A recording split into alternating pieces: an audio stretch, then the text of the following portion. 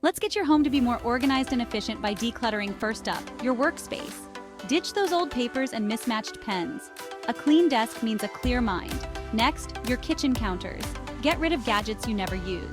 More space equals more culinary creativity. 3. Closet chaos. Donate clothes you haven't worn in a year.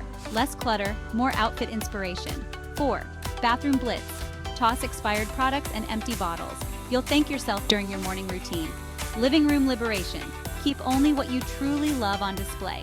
Less distraction, more relaxation. Bedroom boost. Clear out underbed storage. A peaceful room equals better sleep. Garage elegance.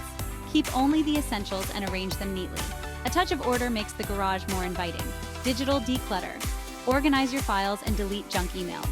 A tidy desktop, a tidy mind. Books and magazines. Keep only what you'll read. More shelf space, more brain space. And finally, sentimental stuff. Choose a few precious items to keep and store the rest. Memories matter, but so does space. And there you have it.